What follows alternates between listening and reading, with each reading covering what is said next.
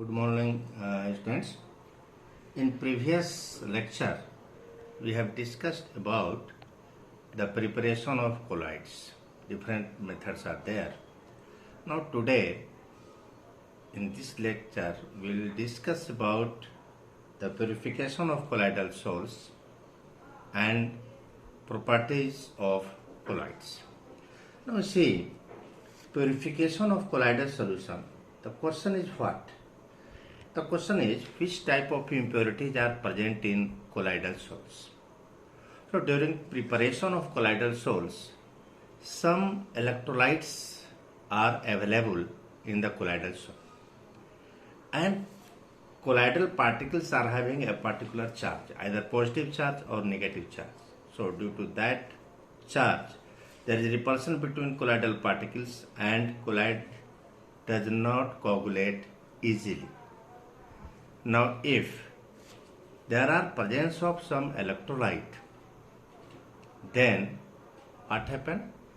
The electrolyte and the ions of electrolyte neutralize the colloidal particle become neutral, and due to force of gravity it is sedimented.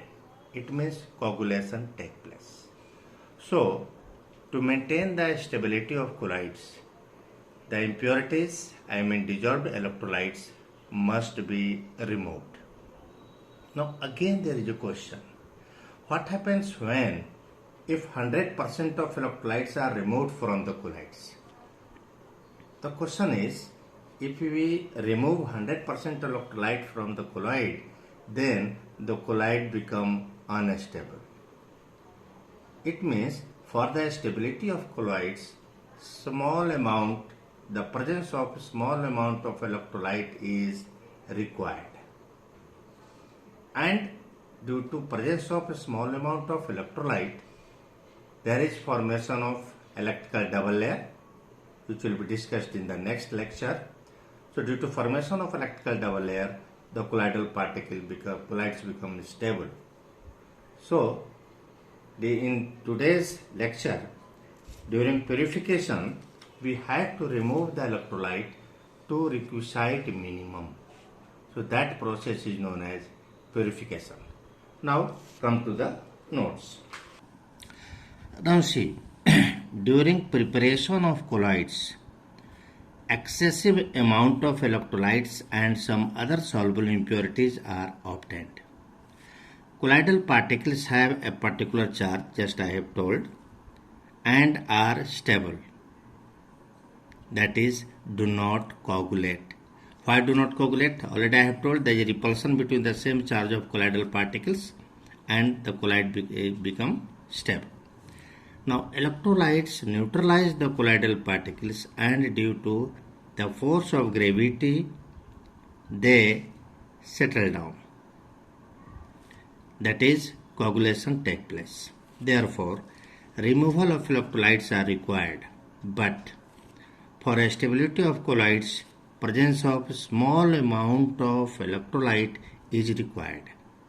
Just I have told, for stability of colloid, presence of a small amount of electrolyte is required for the formation of electrical double layer and the stability of colloid. So 100% removal of electrolyte is not needed. Now suppose one is asking, define purification of colloidal salts. Then what will be your definition? Look this. The process used for reducing the amount of impurities to a requisite minimum is known as purification of colloids. Generally, student, what does? They write the definition. The process of removal of impurities from colloids is known as purification of colloid. So if you write that type of definition, the definition will be 100% wrong, because the real definition is what? Removal of impurities from colloid to a requisite minimum is known as purification of colloidal solution. Now, purification of colloidal solution is carried out by the following methods. Which type of methods are used? Now, the first very common and popular method is dialysis. With the term dialysis, all of you are very familiar. If there is a patient of kidney failure, generally we have listened that the patient is gone through the dialysis. In that dialysis, what they do? They purify the blood. So dialysis, the concept is what? Look this, the definition is the process of removing a dissolved substance from a colloidal solution by means of diffusion, not by means of osmosis, ध्यान रहे, by means of diffusion through a suitable membrane in running water is known as dialysis. So this membrane, look this figure, this membrane is either animal membrane or cellophane paper. This is the cellophane paper bag. It is semi-permeable membrane. It means it has the pore structure in such a way that smaller sized ions can cross the pores, but the bigger size colloidal particles do not cross the pore. So the impure colloid is taken in this parchment bag and there is running water. Water is passed from this side and water is removed from this side. So what happened? The smaller sized ions can remove from this impure colloid very slowly, and ultimately these colloids become purified. Now this apparatus is known as, the apparatus used for dialysis is known as dialyzer. Now naturally this process is very slow, so the second method used is electrodialysis. Now we have to remove some ions. Impurities are in the form of positive ions or negative ions. So for enhancing the process of dialysis, electric field is applied on both sides of the dialyzer such that the ions are attracted towards oppositely charged electrode. It means, suppose look this figure is same as the dialysis, only one modification is there, that electric field applied on both sides of the cellophane bag. Now impure colloid is here. Suppose it is anode, positive charge, so negatively charged ions are removed with fast rate, are attracted towards this anode, and positively charged ions are attracted towards cathode. So negative charge ions removed by this way, positive charge ions are removed by this way towards cathode side, and running water is there. So look the definition. The process of dialysis is quite slow, already I have told. The dialysis under influence of electric field is known as electrodialysis. This process is faster because removal of ions are faster towards oppositely charged electrodes. Already I have told this. Now the third method is ultrafiltration. In this method we take ultrafilter paper.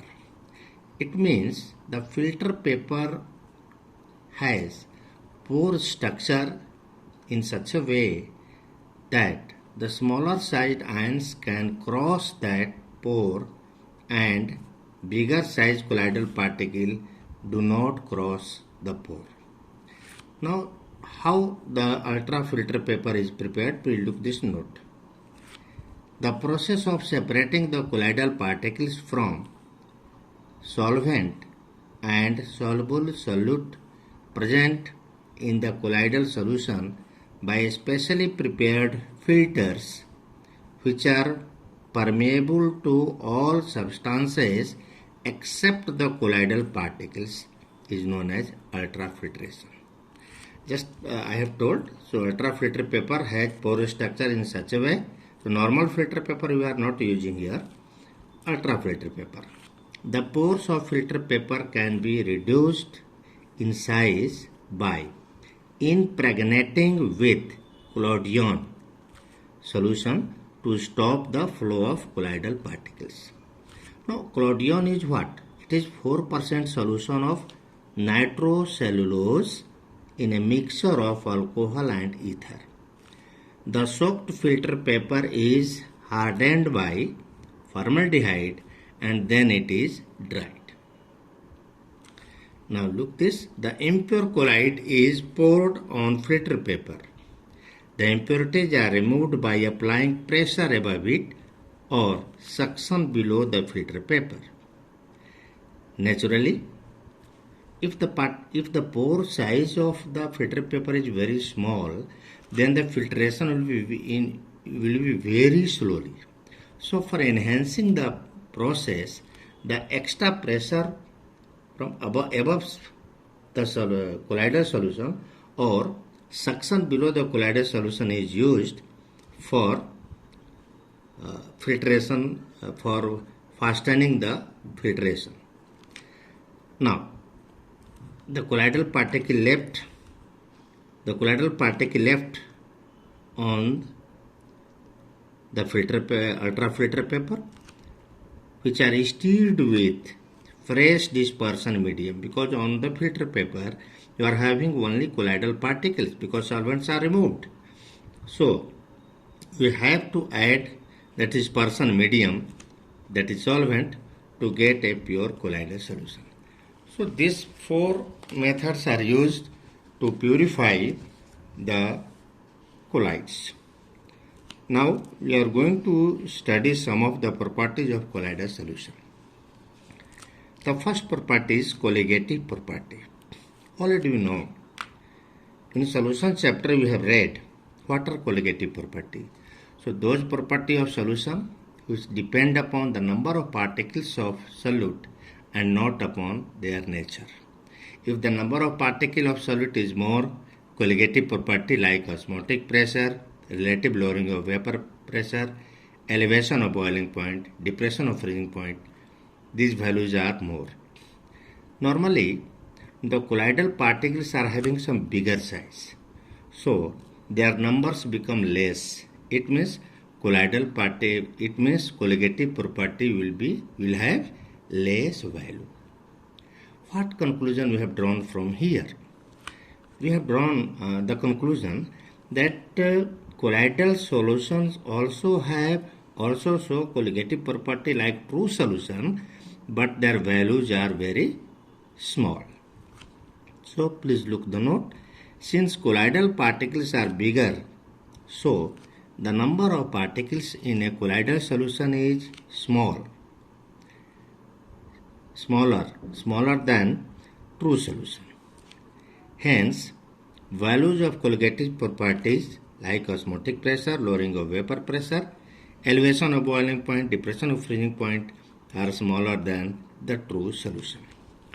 Now it is very simple property. Now come to the next, and the next property is Tyndall effect. This is optical property of colloidal sols. In class 9 already you have seen this. Now you see, what is Tyndall effect? When light, convergent beam of light, is passed through the true solution, through the suspension and through the colloid, what we get? If we view the path of light perpendicular to this direction of the path of light, in true solution you are getting nothing, you are getting no any peculiar thing. In suspension light is stopped, but in colloids we see the path of light become bright. So this effect is known as Tyndall effect. Why the path of light become bright? It is due to scattering of light by colloidal particles. The concept is what? If the particle size is smaller than the wavelength of light, then light can pass easily. If the particle size is bigger than the wavelength of light, then the light is stopped. Now, if the particle size is in the range of the wavelength of light, then there is scattering of light. So this effect is known as Tyndall effect. Already you have observed in roof you are having some hole, and if sunlight is coming, you are observing there is dust particles are there, and that one is looking somewhat brightness is there. So that is a kind of this effect. Now look the note. When a beam of light is passed through a colloidal solution and the path of rays is viewed at right angle, perpendicular to the direction of propagation of light, a bright cone of the scattered light is observed. This cone of bright light is known as Tyndall cone. The path of light becomes bright due to scattering of light by colloidal particles, and this effect is known as Tyndall effect, because Tyndall have observed. Now look the figure 5.11 of your NCERT. Some focusing point is here. So Tyndall effect is observed only when the following two conditions are satisfied. What are the conditions for obtaining the Tyndall effect? Point 1. The diameter of dispersed particle is not much smaller than the wavelength of the light used. Second point is the refractive indices of the dispersed phase and dispersion medium differ greatly in magnitude. And the difference between refractive index of dispersed phase and dispersion medium is more only when we are getting Tyndall effect. Now, some noted point is here. Point 1. Tyndall effect is not observed in true solution or in suspension, already I have told.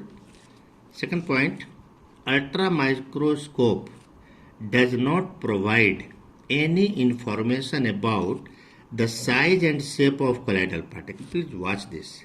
So ultramicroscope through which you are observing the path of light, this ultramicroscope cannot give the idea about the size and shape of colloidal particles. It observes the light scattered by them only. Now the third property is color. The color of colloidal solution depends on the wavelength of light scattered by the dispersed particles, and it depends upon the size and nature of the particles and the manner in which the observer receives the light. So the color of colloidal particle is depending upon two factors. One factor, what is the size of colloidal particle, and by which we are receiving the light. There is example. One example is a mixture of milk and water appears blue when viewed by reflected light, and it appears red when viewed by transmitted light.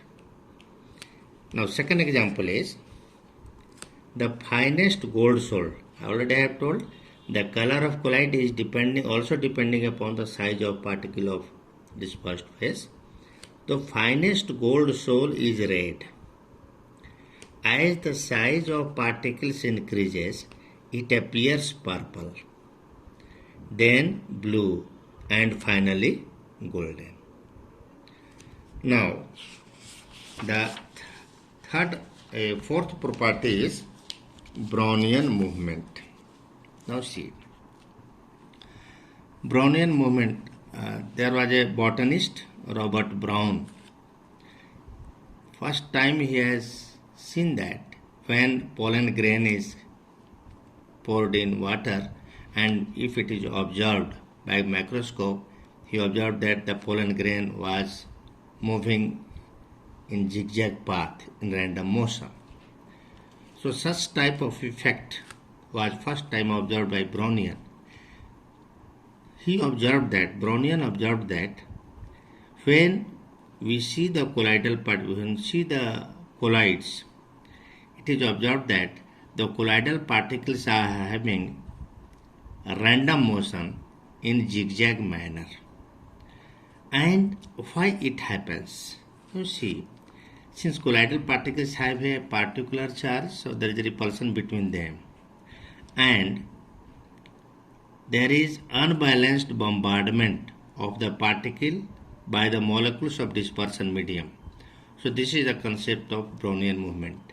This Brownian movement play a very important role for the stability of colloids. Now see, when colloidal solutions are viewed under a powerful ultramicroscope, the colloidal particles appear to be in a state of continuous zigzag motion all over the field of view. It is known as Brownian movement. This Brownian movement is due to the unbalanced bombardment. This is the main point. Do not ignore this point. It is due to, and Brownian movement is due to unbalanced bombardment of the particles by the molecules of dispersion medium. Now please, focusing point is here. This motion is, and Brownian movement is independent of the nature of colloid, but depends on the size of the particles and viscosity of the solution. Naturally, if the size of colloidal particle is small and viscosity is less, then the Brownian movement is fast. It's very common to understand. Naturally, if colloidal particle is big, then its movement will be slow. आप ऐसे भी ख्याल करो, एक मोटा आदमी है, एक पतला आदमी है, तो मोटा आदमी धीरे धीरे चलेगा, पतला आदमी थोड़ा तेज चलेगा, like that. And if viscosity is more, then viscosity opposes the movement of colloidal particles.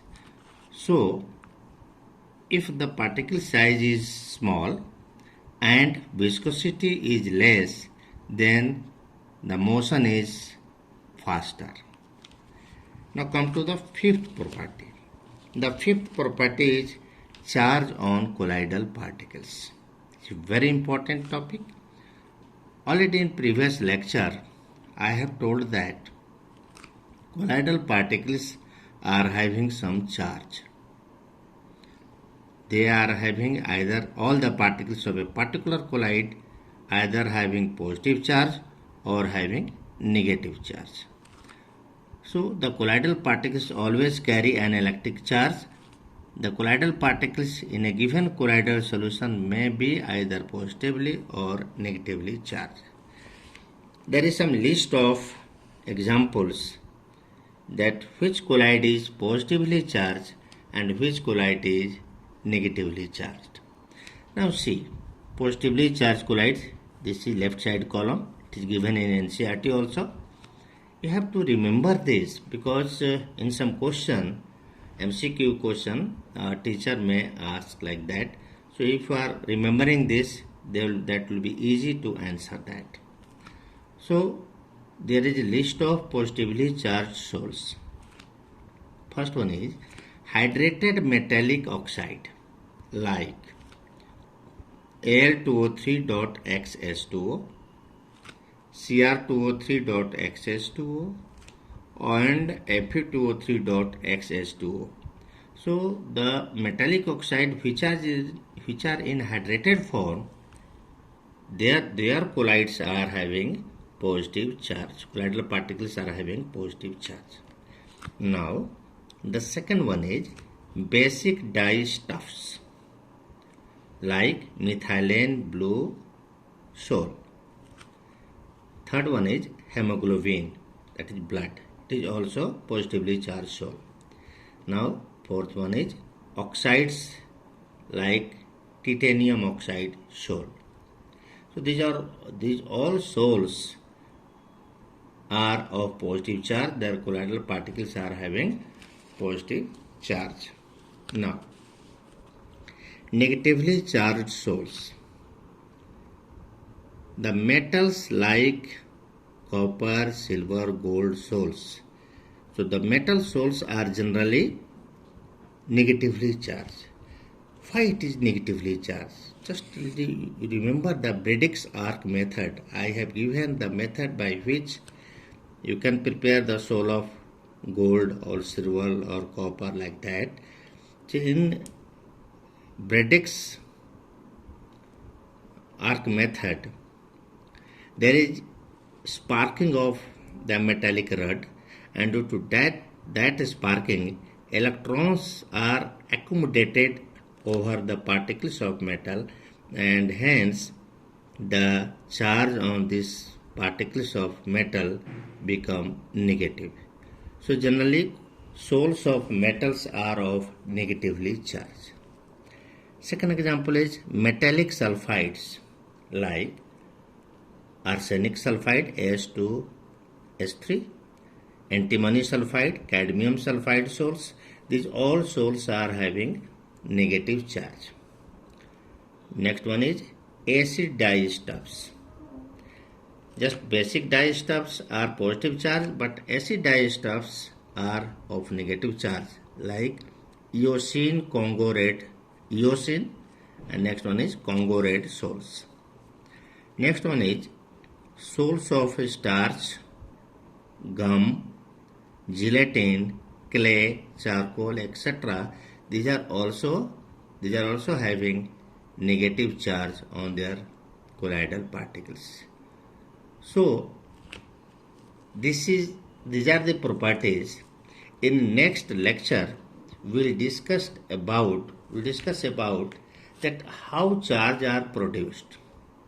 How charge are produced on the colloidal particle. A particular colloid, under what condition that will be positive charge, or under what condition that will be negative charge, and what is electrical double layer, what is zeta potential. Next property will be what is electrophoresis and the coagulation, Hardy-Schulze rule, and etc. And the next lecture will be the last lecture of this chapter. So prepare your notes. At the same time, I will try to send these notes by PPT way. So you write the notes, because this chapter is completely theoretical chapter. There is no any type of numerical. There is somewhat understanding and somewhat learning. So you should learn all these topics, and you should be ready to write the examination in Cbse board as well as in the home examinations which you will take. Thank you.